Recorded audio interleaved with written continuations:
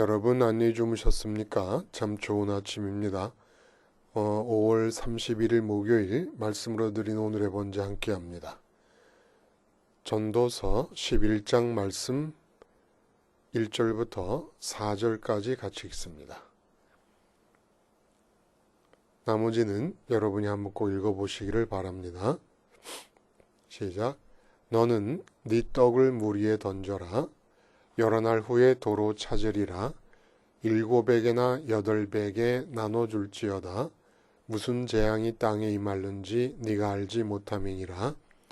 구름에 비가 가득하면 땅에 쏟아지며 나무가 나무로나 북으로나 쓰러지면 그 쓰러진 곳에 그냥 있으리라. 풍세를 살펴보는 자는 파종하지 못할 것이요 구름만 바라보는 자는 거두지 못하리라. 오늘 우리가 함께 읽은 말씀 중심으로 두 개의 곳간 채우기 프로젝트라는 제목의 하나님 말씀 증거합니다. 두 개의 곳간 채우기 프로젝트. 인생을 믿음 안에서 정의하자면 두 개의 곳간 채우기 프로젝트다 라고 말할 수도 있다는 겁니다. 어릴 때 할머니에게 이제 듣던 말씀입니다. 할머니가 이제 말씀하시는 거니까 자주 말씀하시지요. 할머니들의 특징이 하셨던 말씀 또 하시고 또 하시고 하는 거 아니겠습니까? 여러 번 반복해서 들은 얘기 중에 할머니는 이제 만주에 계실 때 교회를 다니며 믿음 생활을 시작을 했습니다. 그때 당시의 얘기를 들려주시는 거예요. 특별히 이제 장로님들 중에서도 수석 장로님 또 원로 장로님들 그분들의 얘기를 하시는 가운데 요즘은 많이 다르다 하시면서 하신 말씀이 옛날에 시골에 목사님 사택이 있으면 그 사택은 교인들이면 누구나 다 그 마당 안으로 들락거릴 수 있고 또 우리 전통 이 초가 가옥들을 보면은 부엌의 바깥에서 마당에서 이렇게 들어갈 수 있게 돼 있지 않습니까? 지금은 아파트가 다 이렇게 아파트 정문으로 들어가야 집 안에 들어서야 부엌으로 들어갈 수 있습니다만은 마당에서 부엌으로 들어갈 수 있기 때문에 이 원로 장로님이나 수석 장로님이 당신 집안에서는 단 한 번도 들어가 보지 않는 부엌을 목사님 댁 부엌은 그렇게 몰래 아주 자주 들락거리신다는 거예요. 그러면 왜 목사님 댁 부엌에 들어가느냐? 목사님 댁 부엌에 들어가서 쌀독을 열어본답니다. 그래서 그 쌀독이 비어 있으면 당신 집 곳간에서 쌀을 가져다가 그 목사님 부엌에 있는 빈 쌀독에 채워놓곤 하셨다는 거예요. 아름다운 곳간 채우기지요. 근데 또 반면에 얘기를 듣다 보면 구조조정이다. 또 성과에 대한 평가다. 등등의 이유를 들어서 수십, 수백 명의 직원을 거리로 내모는 경우가 있습니다. 근데 이렇게 수십, 수백 명의 직원이 거리로 내몰리는 동안에도 회사 사주는 수십억, 수백억의 이익과 배당금을 챙겨서 자기 곳간을 채우기에 열중한다. 이런 기사들을 종종 보게 됩니다. 아름답지 못한 곳간 채우기죠. 대학들이 앞에서는 죽는 소리를 다 합니다. 재정난을 호소합니다. 근데 뒤로는 어떤 일을 하느냐? 교육사업에 사용해야 될 등록금을 대학 재정을 충당하는 곳간 채우기로 전용해서 문제가 되곤 합니다. 그래서 모 대학에서는 학생들이 데모를 하는 바람에 데모를 하고 법원에 고소를 해요.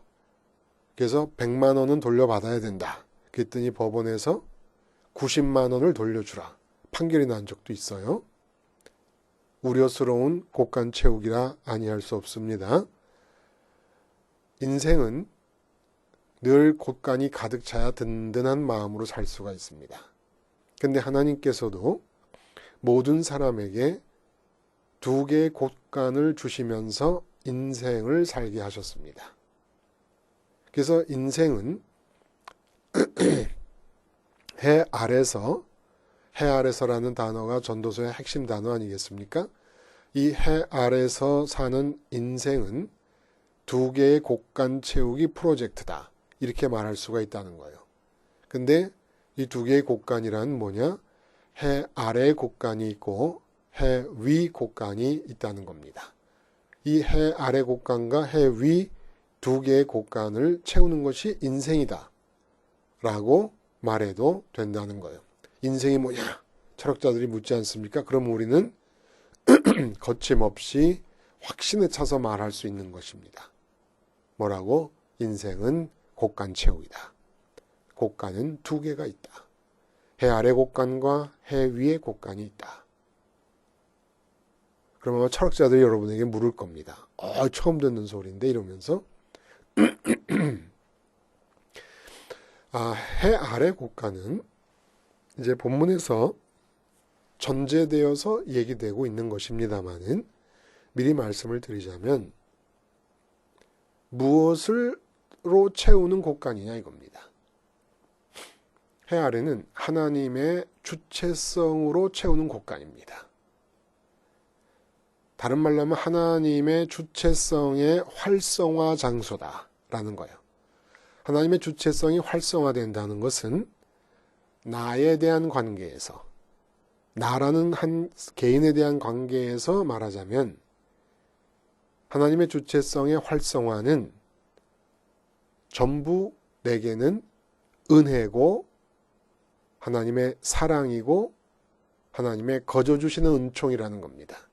하나님이 주체적으로 활동을 많이 하면 많이 할수록 내게는 많은 은혜가 주어지고 많은 은총이 주어집니다. 하나님의 주체성은 나에 대한 관계에서는 언제나 은총으로 환원됩니다. 그러므로 이 땅의 해 아래서의 나의 삶은 곳간이에요. 하나님의 은혜로 채워지는 곳간입니다. 예를 들어서 결혼을 해서 부부가 같이 산다. 그럼 그 부부 관계는 하나님의 은총이 들어가야 되는 곳간 안에 한 선반입니다. 그러니까 부부 관계도 하나님의 주체성이 표현되는 관계여야 된다는 겁니다.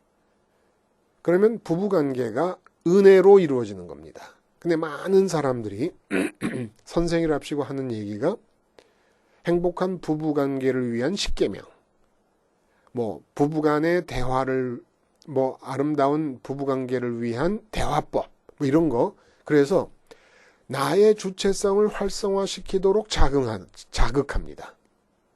내가 노력하게 합니다. 내가 수고하게 합니다. 곳간을 내 노력으로, 내 주체성으로 채우게 만드는 거예요. 그러니까 해 아래 삶이 헛되다는 얘기가 나오는 거예요. 아무리 내 수고로 채우려고 해도 내 수고로 채우는 거죠. 채우고 나면 남는 게 아무것도 없습니다.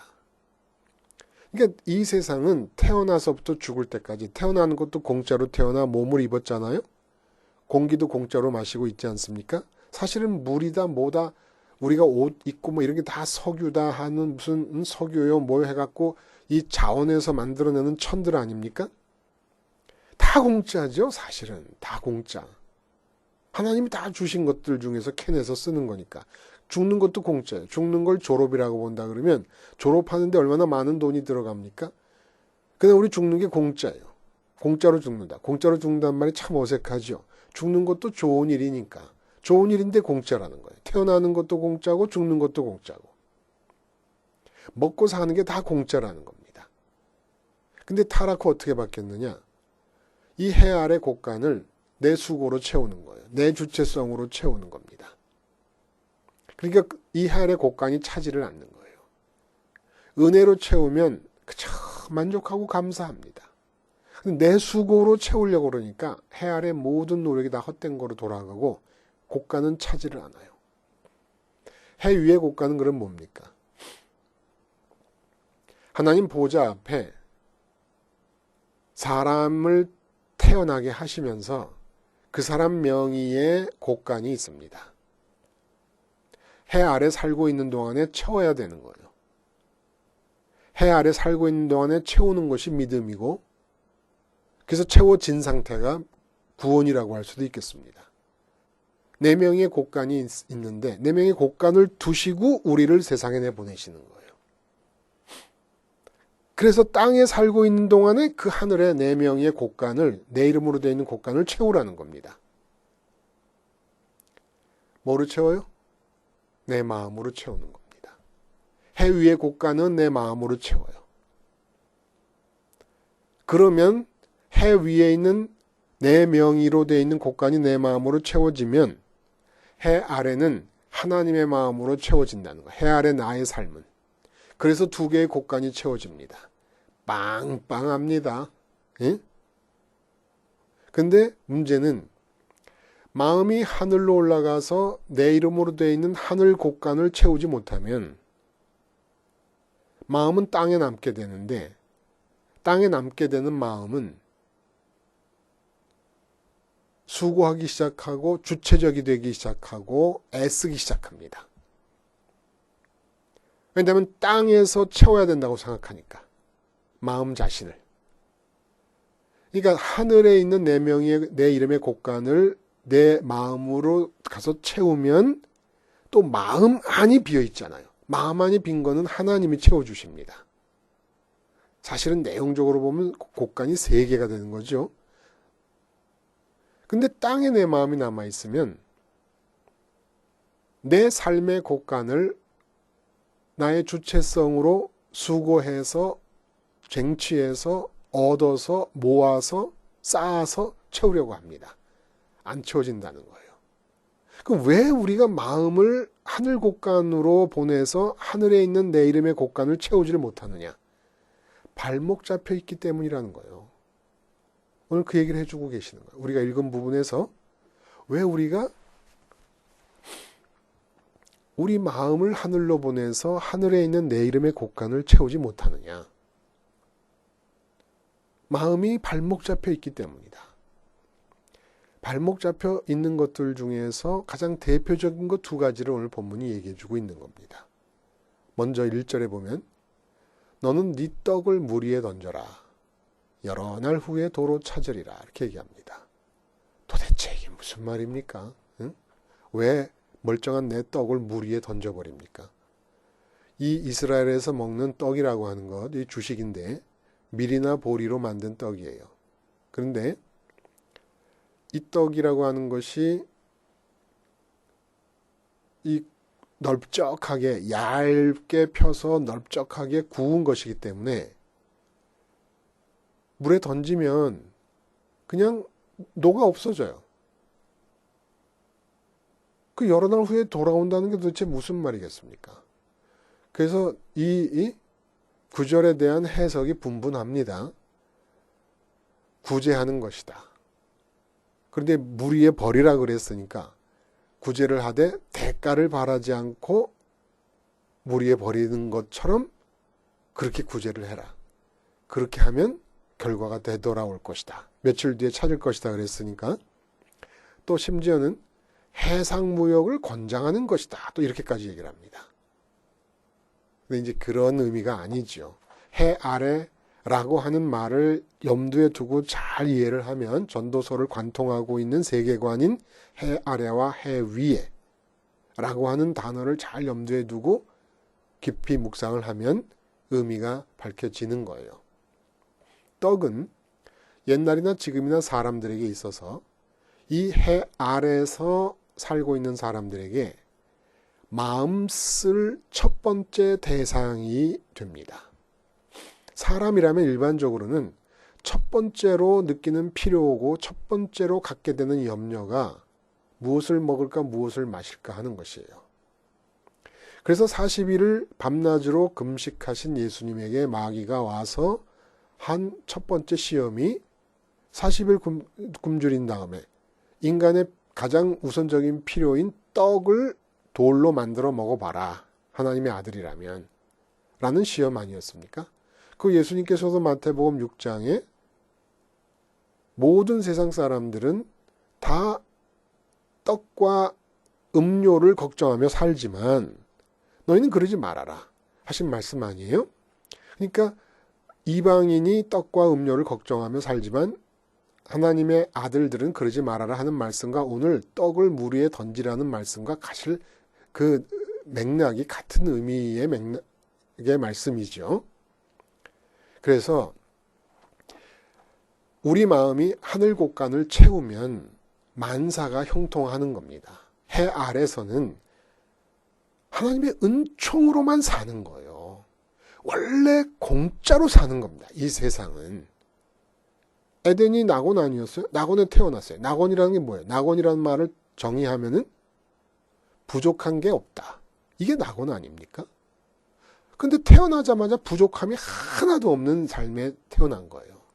우리는 평생 하나도 부족함을 느끼지 않을 수 있는 그런 삶을 살게 되어 있다는 거예요. 은총으로 채워져야 되는 곳간이라는 겁니다. 은혜로, 쉽게 말하면 공짜로 채워져야 되는 곳간이 인생의 삶이라는 겁니다. 생각을 바꿔요, 이제는. 생각을 바꿔요. 고진감래라든지 무슨 진인사 대천명이라든지 이런 식의 절대적인 진리로 여겨졌던 이런 가치 체계들을 아예 다 십자가에서 못 박아 버리는 겁니다. 공짜로 사는 거예요. 공짜로 채워줘야 되는 거예요. 하나님의 은혜의 곳간입니다. 내 삶의 여정은. 그러려면 한 가지만 하면 되는 거예요. 내 마음을 이 땅에 살고 있는 동안에 떡에 발묶이지 말라는 겁니다. 그래서 오직 했으면 그냥 물 위에 떡을 버리라고 했겠습니까? 떡 걱정하지 말라는 거. 이 말을 그렇게 표현한 거라는 겁니다. 내 마음이 하늘 곳간으로 가서 내 이름으로 되어 있는 곳간을 채워야 되는데 그러면 내 마음의 공백도 하나님으로 채워지십니다. 그러면 만족과 기쁨이 있죠. 거기에. 근데 올라가지 못하는 거예요. 떡이라고 하는 밧줄에 매여서 먹고 살아야 될 게 없는데 이 밧줄에 매여가지고 걱정 때문에 내 마음이 하늘로 떠나가지를 못하는 겁니다. 근데 하늘로 떠나간다는 것은 땅에 있을 동안만 의미가 있는 거 아니겠습니까? 죽은 다음에는 의미가 없어요. 그래서 결국 떡에 묶여가지고 하늘로 마음을 보내지 못해서 하늘 곳간을 채우지 못하니까 이 해 아래 삶에도 공짜로 채워지지 않는 거예요. 은총으로 채워지질 않는 겁니다. 그러니까 하늘 곳간과 땅 곳간, 해 아래 곳간과 해 위의 곳간 두 개가 다 텅텅 비는 거죠. 그리고 이렇게 텅텅 비면 불쌍하게 여기실 줄 아십니까? 하나님이? 그게 못된 거고 악이라는 겁니다. 참 지독하게도 하나님을 아버지로 믿지 않는다는 거예요. 다 공짜로 주겠다고 하는 그 말씀을 믿지 않는 겁니다. 그래서 너는 내 떡을 물에 던져 여러 날 후에 도로 찾으리라. 여러 날 후에 도로 찾으리라는 얘기는 떡 걱정하느라고 마음이 해 아래 머물고 있으니까 해 위의 곳간이 네 마음으로 채워져야 되는데 차질 않지 않고 있느냐. 근데 그런 걱정하지 말고 그냥 떡을 네 마음이 붙잡고 있는 그 떡을 실제 떡이라기보다는 사실은 내용적으로는 마음이 붙잡고 있는 떡을 냇물 위에다 버려버려라. 그리고 네 마음은 하늘에 가서 하늘 곳간을 채워라. 그러면 하나님이 어느덧 네 입에 떡을 넣어주고 계신다는 사실을 알게 될 것이다. 이런 얘기예요. 그러니까 직장이라고 하는 것도 내가 수고해서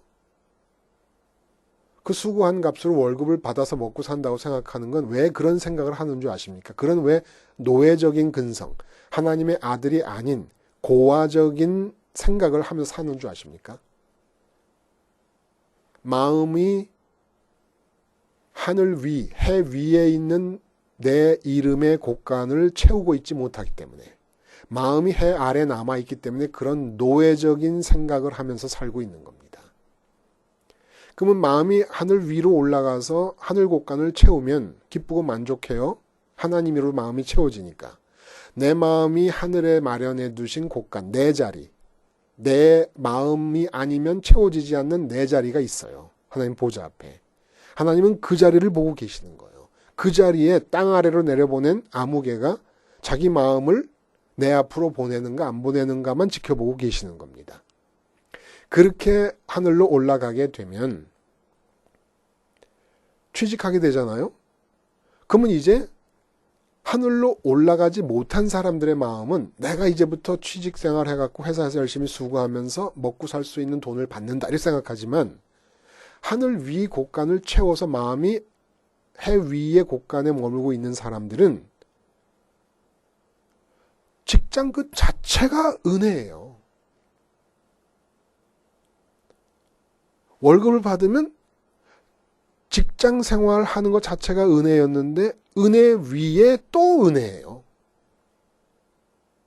근데 마음이 하늘 곳간으로 올라가지 못하면 직장 생활이 내 수고예요.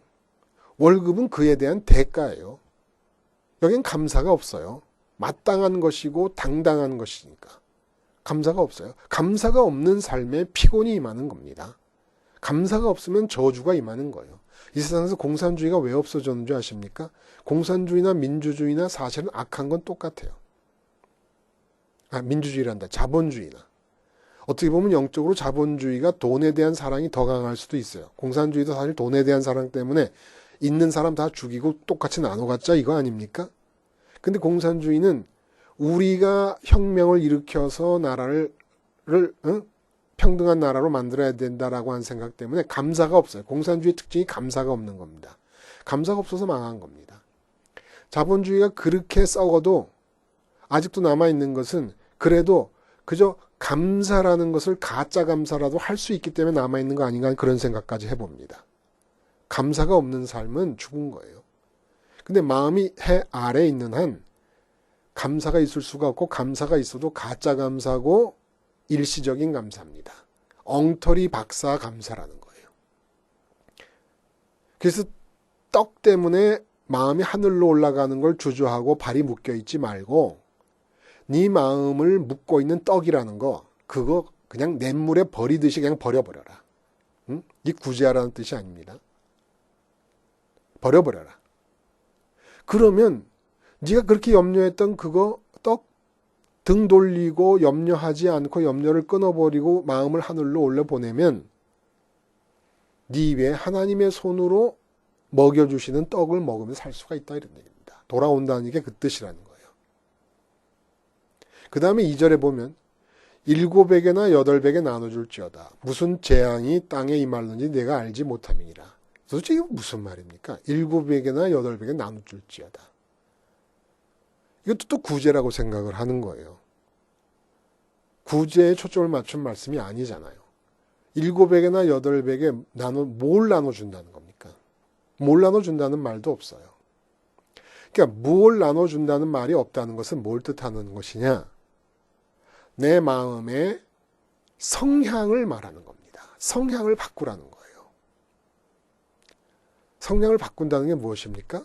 우리는 7과 8 정도면은 하루 동안에 일 때문에 만나는 사람, 아니면 뭐 가족 중에 만나는 사람, 그건 관계의 숫자 정도 되지 않겠습니까? 7이나 8 정도 된다 그러면. 근데 사람들을 만날 때 또 우리 마음이 해 위의 곳간에 들어가서 곳간을 채우지 못하고 해 아래 남아있게 되는 이유 중에 하나가 뭐냐면 사람 관계를 통해서 무언가를 얻으려고 합니다. 그러니까 마음의 성향을 말하는 거예요.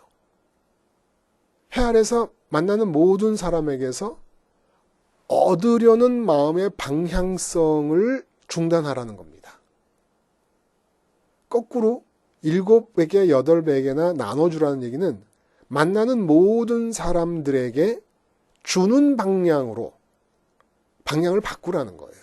그럼 이건 무슨 얘기냐? 우리는 내 사정과 형평상 타인에게 줄 것이 아무것도 없다. 내 먹고 살기도 바쁘다. 이렇게 말을 할 수도 있어요. 일곱이나 여덟 배게 주라 그러니까. 근데 이런 문제를 얘기하는 게 아니고 내게 형편이 남한테 줄 게 있다 없다라는 얘기를 하는 게 아니라 마음의 방향을 지금 말하고 있는 겁니다. 마음의 방향. 우리는 사람을 만나면 7사람을 만나든 8사람을 만나든 모든 관계에서 얻으려고 합니다. 잡아당기려고 합니다. 그러지 말고 방향을 거꾸로 하라는 거예요. 왜냐하면 어차피 사람을 7명을 만나든 8명을 만나거든 그 사람에게서 내가 얻을 수 있는 것이거나 그 사람에게서 내가 빼앗을 수 있는 것이거나 그 사람에게서 내가 쟁취할 수 있는 그 어떤 것으로도 실질적으로 내 마음의 만족과 기쁨으로 채워질 수 있는 게 아무것도 없다는 겁니다. 분명히 하셔야 돼요. 우리는 막연한 피해의식을 통해 사람을 방어하거나 사람에게서 빼앗으려고 합니다. 어떤 사람도 그 사람에게서 얻는 것으로 내가 만족할 수 없다는 거예요. 채워지지 않는다는 겁니다. 나는 어차피 하나님의 은혜와 사랑으로만 채워질 수밖에 없다는 겁니다. 그러니까 사람을 만날 때 결과도 나타나지 않을 잘못된 생각을 가지고 내가 이 사람에게서 뭘 좀 얻을 수 없을까? 내가 이 사람에게서 좀 하나라도 더 뜯어낼 게 없을까? 내가 이 사람에게서 좀 더 덕을 볼 수 없을까? 이 사람에게서 도움을 받을 수 없을까? 이런 생각의 방향을 뒤집으라는 겁니다. 7에게나 8에게 나눠주라고 하는 얘기는. 마음의 방향을 항상 사람을 만나면 이 사람에게 내가 뭘 줄 수 있을까? 왜냐? 어차피 이 사람에게서 얻어서 내게 채워질 것은 없으니까.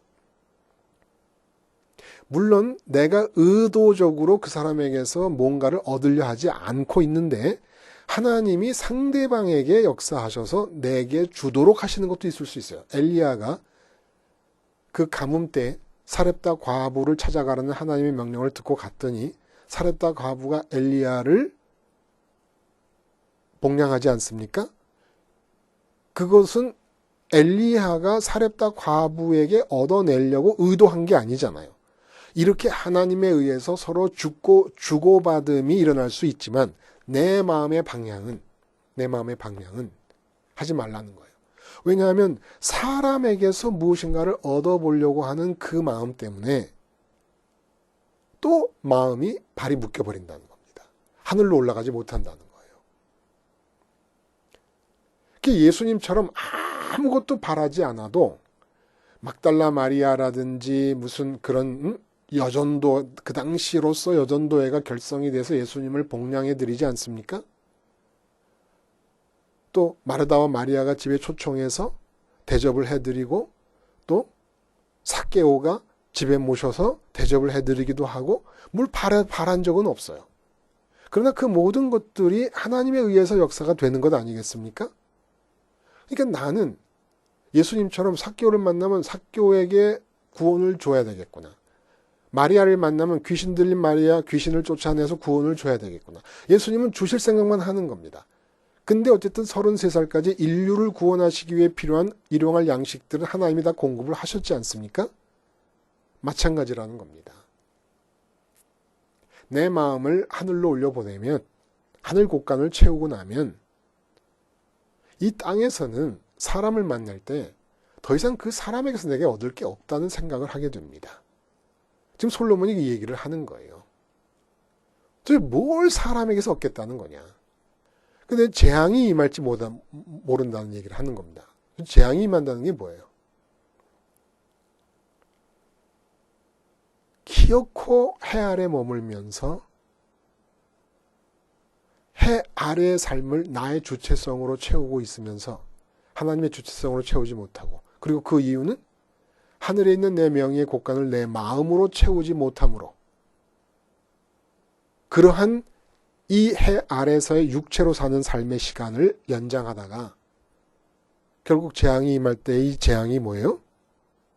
하늘 곳간을 채울 수 있는 기회를 잃어버리면, 그래서 이 땅의 삶도 하나님의 은혜로만 가득 채우고 사는 기회를 잃어버리면 이게는 진짜 끝장 아니냐.